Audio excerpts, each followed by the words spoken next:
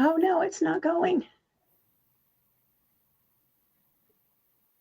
Hi, everybody. Here we are live with Janine Akers. Welcome, Janine.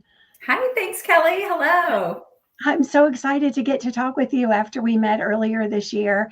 And yeah, you were so gracious to have the NAWBO Kansas City chapter over to your site. And I think it was even after hours for a happy hour and after a full work day. And you were so gracious to have us over. And it was so fun. And I couldn't wait to have this conversation, even though it took us 6 months to get together.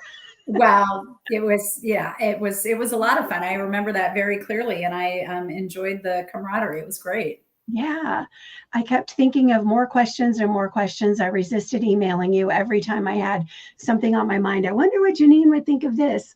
So thank you for taking the time. And let me just do a quick intro, and then you can share more about your background and anything else. And then we'll dive into leadership, entrepreneur, sales, all the topics. All the things. And you're on LinkedIn, and we're live on LinkedIn and live on YouTube. And people can connect and reach out to you and look at your profile on LinkedIn. And Janine is the founder of, one of the founders of Crackerology. And I'll put up the banner with the website for that in just a second. She's had a great, interesting career in sales in technical products, in medical products, and also Mary Kay and data. So I think it's interesting because you're the chief, your official title, the chief, what do they say? Chief creative crackerologist. I'm the chief crackerologist. Yes. Crackerologist. But it's so interesting to have the creative mind and the technical, because you spent about 25 years in data and tech. So, and then before that some time as well. So, so interesting to have both of those, and then to be the creative mind behind Crackerology. And I had so much fun telling another colleague about you yesterday in getting ready for today. So will you give a little overview of how Crackerology started? Sure. Yeah. People, I think, have a lot of creative outlets. I really enjoy food. I'm a foodie. I enjoy the science of food. I was the one that liked to watch Alton Brown when he was like doing the chemistry conversation. I like to read cookbooks. I enjoy the history of restaurants or chefs. I love the culinary arts. So I think that's probably how Crackerology was a little bit of interest to me versus, I'm not a trained chef or anything like that. My former life where I had some success was in healthcare data management, if you will, which is obviously very different from crackers. But at the end of the day, it was sort of, some of it, I think all entrepreneurship is a little bit widgety. So a little bit, I say, and that's not to insult anybody's creativity or anything, but at some point, if you have something that's a business versus a hobby, you have to figure out how many licks it takes to get to the center of the Tootsie Roll Pop, So yeah, I think that's sort of how the transition from the healthcare data. I had an exit in a transaction with a company that was very good to me, and I loved and enjoyed. And the crackers, the foodie part of me, has been super fun and interesting that I'm excited about. So yeah, I can tell you the details about Crackerology if you're interested. I wasn't sure. Well, tell the story about sitting with your friends, and charcuterie was a hot topic, 5 or 6 years ago, and charcuterie was a big thing. But, so many times you hear the thing as an entrepreneur, people will say, do something that you're passionate about. But that doesn't always lead to money, and that's not always the best thing. So how did you balance that with being passionate about food and then having this fun conversation with your friends? And then how did you decide that it really is a wise decision to pursue? Well, TBD, that verdict is still out, Kelly. Just yes. Go to the end and then move back, right? So I had the fortunate opportunity during COVID to sort of have your COVID clan or whatever they called it. And we played a lot of cards. And during those cards, we always loved making little sneaky snacks. I have friends that have accused me of enjoying like miniature things, like making little canapes or, everything in miniature. I liked growing up, my mom always liked to make Christmas cookies that were the little tiny bite-sized cookies versus the big monster cookies, type thing. So then you can eat like 5 of them and it's like eating one. Correct. Right. Or you can eat 5 as tasters and then you eat the 5 you want. Right. Something like that. And which is what Crackerology is. We make little, delicious gourmet sticky stacks, if you will. But the cracker that we started with, which is our red wine rosemary cracker, which we've won awards for, is a product that I've been tinkering with for a long time. I've made it for my family. There was a product on the shelf years and years ago that's no longer in business. And it's so funny, at 3 years into the business now, I've had 2 or 3 people reference, people online, people from all different walks of life, to say, hey, these remind me of this other cracker. And I was like, inspired. So, so, COVID had a lot of negative for a lot of people, and there was a little bit of positive, I think, for a lot of people as well. And one of them was sort of growing this interest with this business out of making little sneaky snacks. And I love that you talk about it as the experience of it, that you wanted because of COVID, and it was the experience with your friends and then the families and more friends, and not just about here, have a cracker. Right. It's more about the experience. So that I think that's a little bit bigger purpose than how can we make money on a cracker. For sure. I think people are looking for, we all know experiential is, really interesting and important. I remember watching a Shark Tank where one of the pitches was a company that makes the giant dinosaurs for experiential. And I'm like, oh, that's a business. Somebody makes those dinosaurs, And so our kits, if you go to a winery or a brew pub all across the country, you might find one of our kits, and our kits have the jams and the cheese and the nuts and the sauces and the toppings. So you take our cracker and you add the fun toppings and you're talking about them, Maybe you don't like sriracha and you're sitting with a group of friends and the conversation comes up and you can decide who your real friends are. Because if you don't like sriracha, I don't know how we're friends, but those are polarizing things. So I think that whole experiential is important to people. Knowing what we eat, why we're eating it. I think creating it with friends and family, people you love, even on a date, whatever, is so much more than about what you actually eat. It's really the experience, I think, shows a lot about the emotion you feel towards it. When you talked about it that night when we were there it was a business meeting with the National Association of Women Business Owners. And most of us knew each other. And there were some new people that came, but I don't know, 25 or 30 people. I don't remember how many, but I paid attention to how we were all interacting after you were talking about that. And it was interesting to see that became a topic, and people were open to tasting. So just when you created an experience that inspired us to open our minds in a different way. And how often do we need to do that in family dynamics, but in business dynamics too, and just in friends? And you go to could be a holiday party or a birthday party, or you're the new person that comes in and you don't always know what to talk about, or you need to bond in a different way for some reason. So I think there's so many different uses of it beyond it's a cracker. It's just a beautiful story. Yeah. You brought up the term passion, and people are passionate about what they do. I've always been someone that I am passionate about business. I've learned about myself. I enjoy the startup world. I enjoy launching something, problem solving, that type of thing. Once, a process is in place or something, I'm not necessarily the person that's going to follow the process day in and day out. Repetitive things don't fall into my personality profile, if you will. But it's like my prior business where I had, a lot of experience and success in medical records. I don't know that anybody's passionate about medical records. Okay, a few of my friends are. I can name you. I know who you are. I hear you. I see you. But at the end of the day, we provided a great service. We were people of our word. If we said we were going to do something, we did it. So the cracker has been a little bit more fun because I do think that the foodie aspect is a little more charming than just the data that we were handling, the important data, the highly regulated data. So the crackers is fun for sure.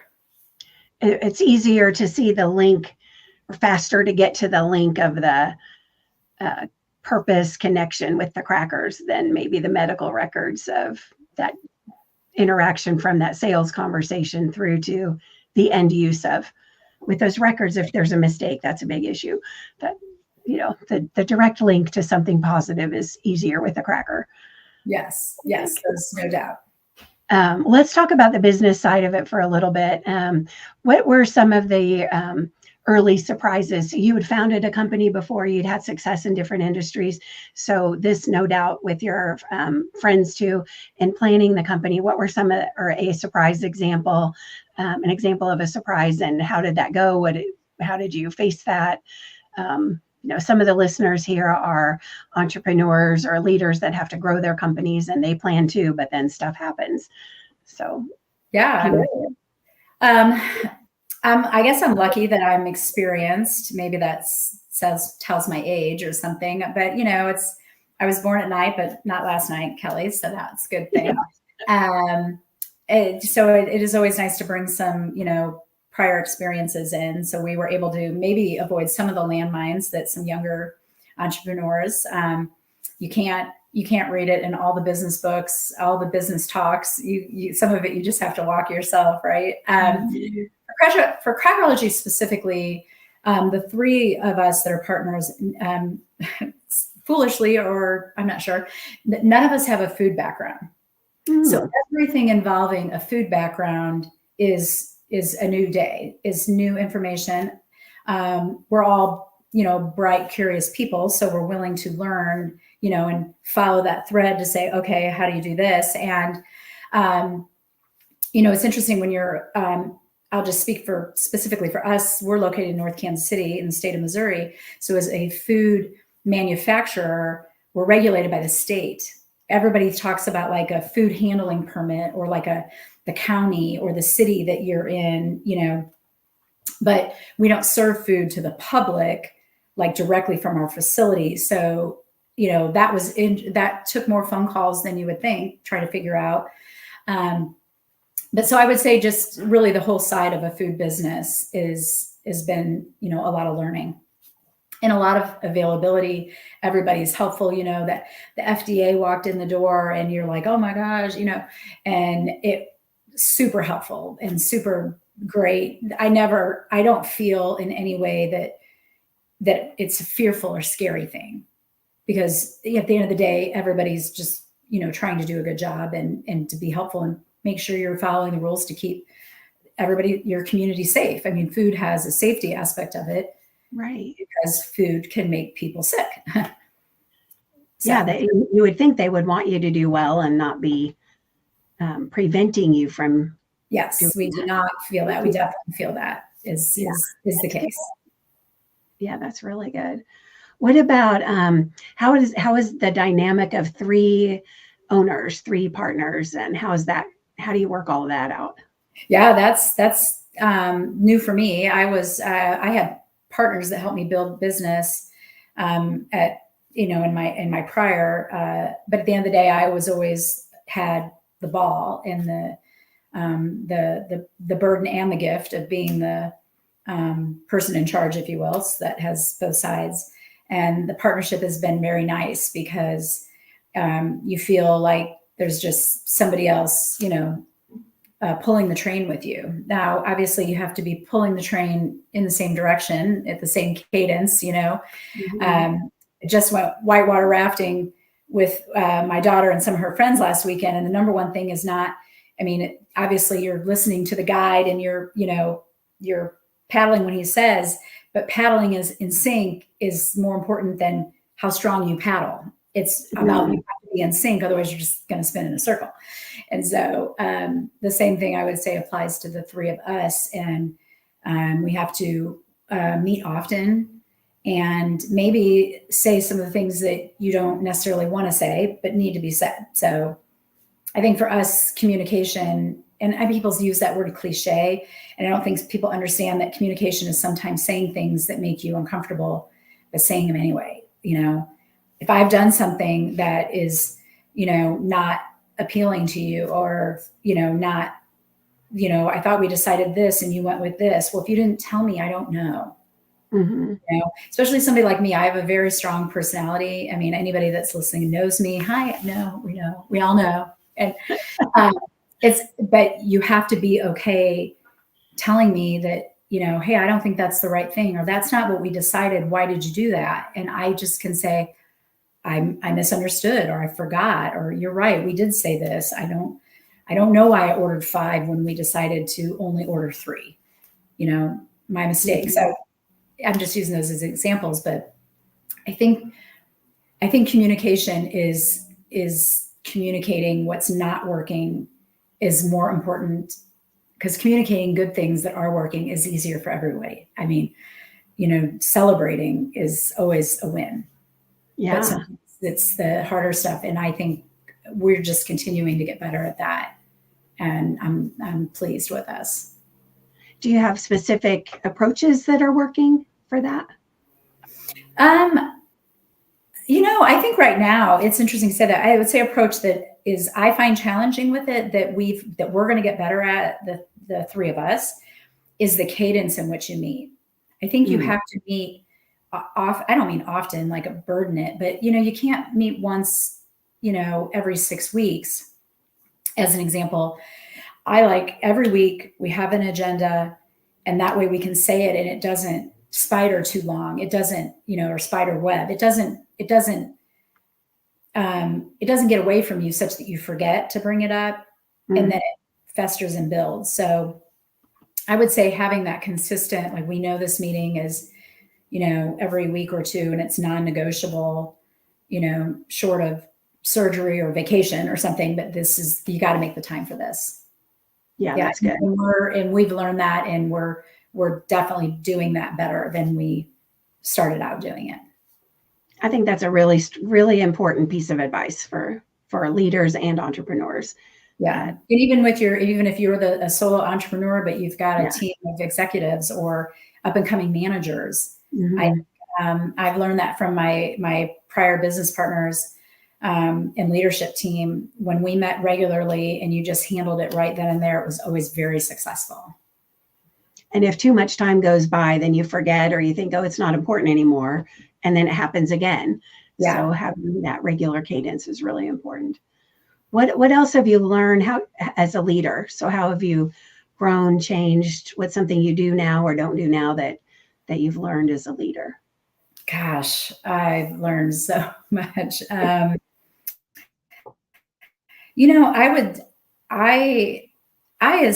have big goals. I like, if the goal is to do nothing and just sit on my porch and drink coffee, like, I will nail that goal, Kelly. Okay. So I think for my personality, some of what has allowed me to be successful as an entrepreneur is that I have drive and motivation, and I'm willing to set a goal, and I'm willing to do what it takes to hit it. So I do think as I've experienced, like, I think I will be able to navigate to the different levels of goals and enjoy the journey more than I have in years past. I'm enjoying the Crackerology journey more. I mean, I'm wired to not enjoy the journey as much as other people. I've studied enough and been around enough people that talk about it, and you got to take who you are and be okay with it. Right. So, I think I'm focused on it. And so I know I need to, enjoy the journey more. And even though I have a goal, it's not worth creating chaos around me to achieve it. And any of you listening to me that know me is saying, yeah, I'm just trying to do better today than I did yesterday. So they don't need to comment on that about it. Yeah, she gets it now. Yeah, that's great. And I saw somebody posted, one of my friends posted about something similar recently. So I appreciate that. It's a good reminder for everybody. And enjoying the journey looks different for everyone, right? It really does. And I everybody has a different of flavor of what is enjoyable in the journey. So Mhm. yeah, but for me, it's slowing down, knowing that, I don't have to respond right now. It can wait. And I mean, I like to get things done and, check things off the list. Let's just, done, done, done, done. And I don't know, I'm a little bit better at just saying, well, if it gets done, great. And if not, that's okay too. So And they survive. yes, yes. This is definitely crackers. I am not a heart surgeon. I would like the heart surgeons in the community to be focused on getting that stitch closed, Yeah. so but I have the luxury of being a person of my word and, being committed to good service and good follow through and good product and a good steward of my partners and our customers and our team. But it all can't come with just a level of fire that I naturally enjoy burning. So Mhm. That's really good self-awareness. yeah, Yeah. I have to look in the mirror a lot, Kelly. Good look in the mirror for those reminders. Yeah, Right. yeah, for Well, sure. I'm with you on that because in early August, my husband and I took a road trip. Oh no, this was sorry, at the end of May. We are taking another one, but at the end of May, we took a road trip and I turned off my email notifications on my phone for the first time ever. That's Ever, right. ever, ever. But Yes. when you're in the car on a road trip, you can look. So it Yeah. wasn't the same as like putting my phone in the back of the car or something. But it was amazing. And I had one work email that I replied to, I think, right pretty quickly, but none that were, of course, the outgoing message. So nobody freaked out. There were no emergencies. Like Yeah. everybody was good. And Yeah. And it's yeah, okay. I yeah, always tell people it's okay if you're wired to respond because you like that. I think there's a taboo that goes both ways. Like people are like, work-life balance, you're not committed to the career, everything at all costs. I don't know. I think people change in different times. And mhm, I enjoy the business and the community, the work community. If you email mhm. me, I'd want to respond to you because we're business colleagues. We don't know each other personally, but we should Yes, probably if we're road tripping together. But the fact that I want to respond to you because of that business request is okay. That brings me joy. right, And I right. know I think that sometimes the overachievers, the people forging the career executive path get a bad rap a little bit. Like, I mean, I'm not going to apologize for what I enjoy and brings me joy, and business development and in the business community brings me joy. So And yes, I agree with that. And like, I'm not looking down on other people who don't do that. for sure. Yeah, The people are like shutting it off. They're like 5 o'clock. They're like, I would never respond to my email. It doesn't bring me the joy. And I'm like, great. If you're not in a position that you have to do that, you're not a tow truck driver. That guy's 24/7, right? yeah, yeah. Yeah. If you've put yourself in that position, awesome. Yes, life has different journeys, and so does leadership and entrepreneurship and Yeah. all of it. Yes, and figure yours out and be the Yes. best that you can be in that journey.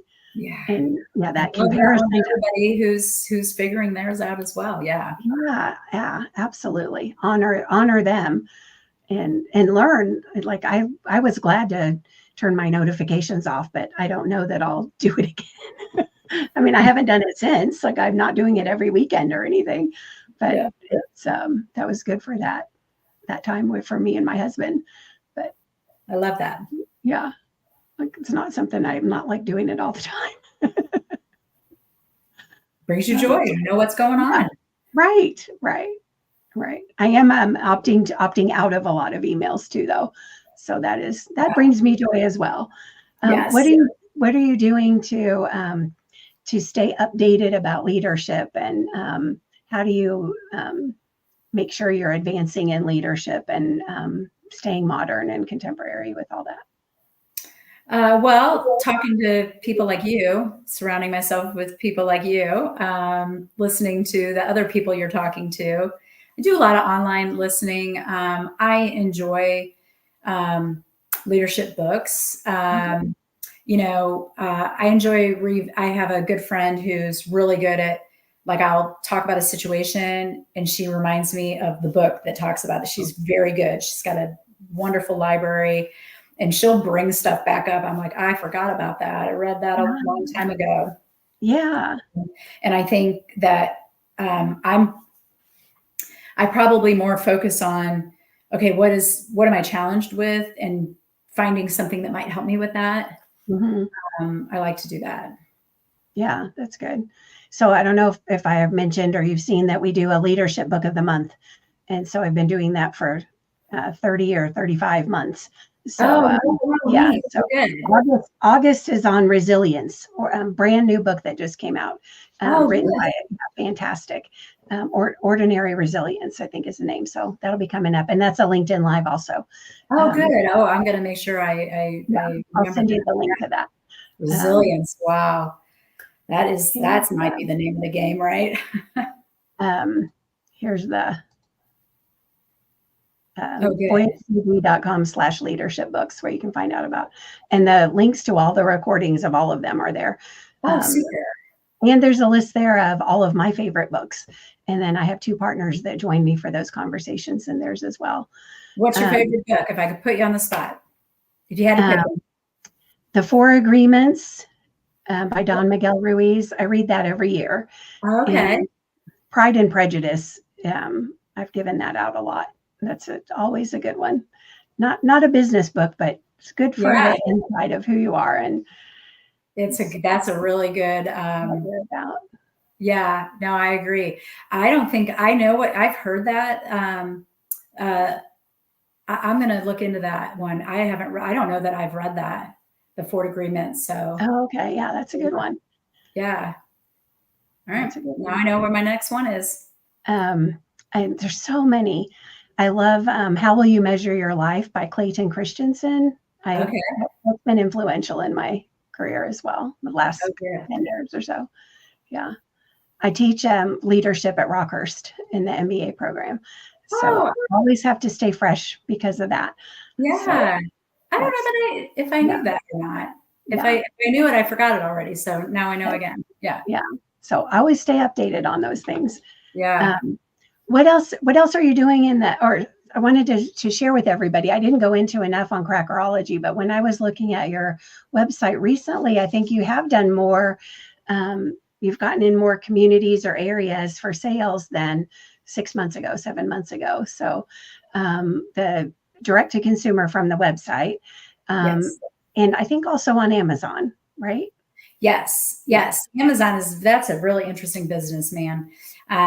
We started going it alone, and going direct with it just to understand and learn. And there are people out there that just really understand the algorithms and they're constantly on it. So we ended up partnering with a third-party company to wholesale our product. Yeah. So if you go on Amazon right now, that's how that's being serviced, and it's going well. So good. But also in the wineries and breweries and then where else are you? So grocery is probably something that we have a lot of growth in.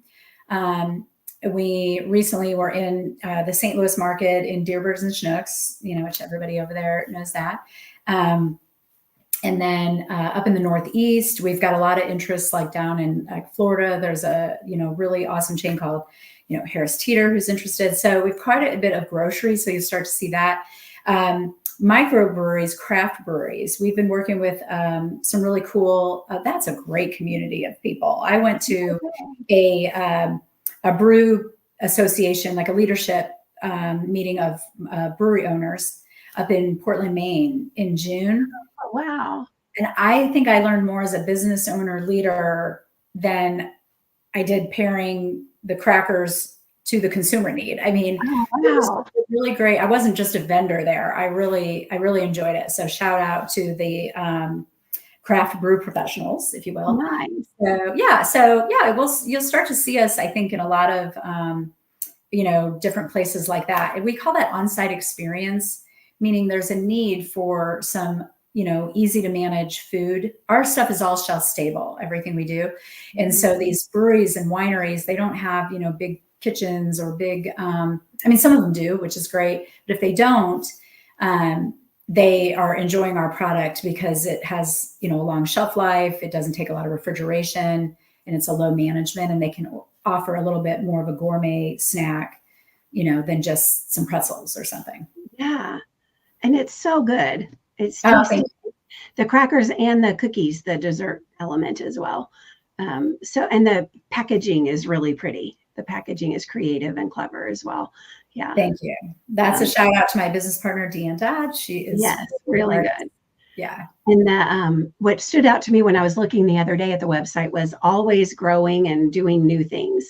And so as an entrepreneur, you can't just get settled of, okay, we got into this place, we're good, or we're done. Yeah. No, it's been interesting. A lot of it comes to us, people looking to rep our products or, looking to put them in. So some of your travelers set, they're in some airports, and start to see them there, which is fun. So that's really good. Yeah. It's definitely been a neat growth for sure. That's great. Well, what's something you're looking forward to? What's up next? So I think, grocery, if any, I don't, it's funny, way back a million years ago, I had a little bit of grocery experience. I worked on the packaging side of grocery. So I'm looking forward to just understanding that community, because like anything, when you're in it, you start to know, the people, and there's brokers, there's distributors, there's people that have been in grocery for years, and they know more than I might ever learn and forget, possibly. So I think for us, navigating that, and then also manufacturing of our crackers and cookies has been a journey that we continue to evolve and understand the process. While our company's Crackerology, and we have a savory shortbread product, we're actually made in a cookie process. So a typical cracker is made in a certain process. And you're not going to shove our square peg in that round hole, I don't think. So, so again, that is just in our little world, our journey. Yeah. It's been fun too. Another fun thing is, I owned a healthcare medical record company. And so obviously that was, transactional. What we were doing was involving moving people's medical records. Another fun thing is getting more involved in, we do a lot with community. Like when people need donations for auctions, any of your listeners, if you need an auction donation and you can swing by North Kansas City, we're happy to fill a gift basket for you or something. That's been really fun to be able to offer something a little bit more tangible like that. We always leave a lot of our conversations. I think when we met, I probably said the same. If you need something for your nonprofit or your, son's baseball team that, needs an auction item, stop by. We're happy to, donate some stuff. So that's actually been something I never would have thought is fun, but we get a lot of inquiries for that and help where we can. Yeah, that's great. I'll put that in the notes, in the comments and LinkedIn to help share. Yeah, that's really nice. I love that there's more to look forward to, and the shelf life will certainly help it spread too. So I hope this conversation helps spread the word about the product. And I just loved everything about it. I loved your heart about it, for how you went about setting it up and how you're working with your team to create it and design it, and the experience of it, and the open to the different avenues for getting it in people's hands, and all about it. So love being there. The idea board is always open, Kelly. So if you're anywhere and you see some little jam, you're like, they need this jam with that you just send it over. We have a parking lot going of ideas and flavor combinations. So the idea board is always open. Always open. I love it. That's fun.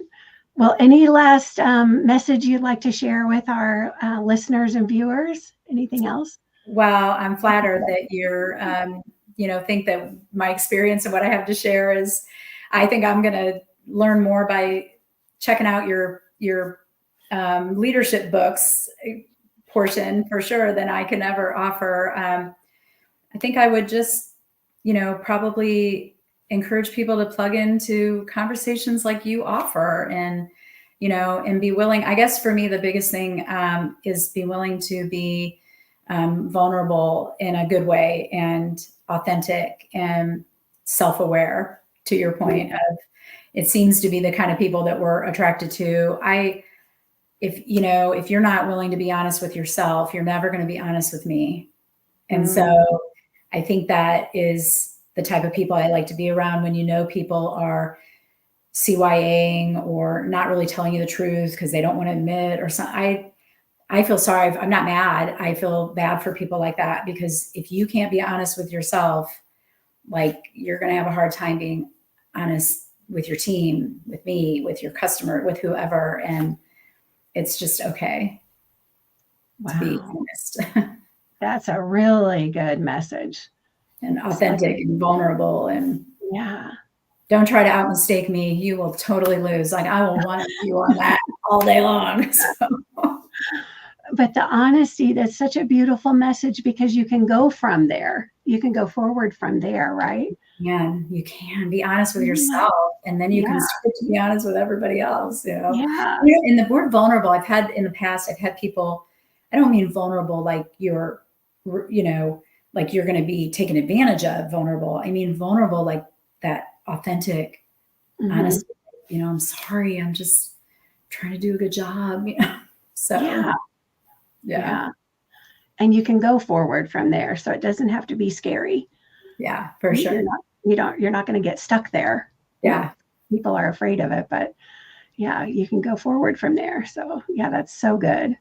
Wow. What a beautiful note to end on. Thank you so much. Oh, thank you. Thank you for having me. And I'm really so glad that our mutual friend, Christy, introduced us a few months ago. And I should probably come sit in on your leadership class semester over semester over semester. Well, thank you. I'll send you the stuff for NALBO, those, to come to some of those meetings, because they're pretty great too. I know. I get caught in my own little world. I appreciate your extending a hand, and they're so good. And those are good. Those are good for women with a whole variety of experience, not just for new women, new entrepreneurs or anything. They're great for us experienced ones too. Yeah, for sure. Yeah. Thank you so much. And thank you to anybody who's listening now or watching the broadcast later. We appreciate you as well. And I will put the Crackerology and Janine's contact information in the comments. So thank you so much, everybody. See you next time. Thanks, Kelly.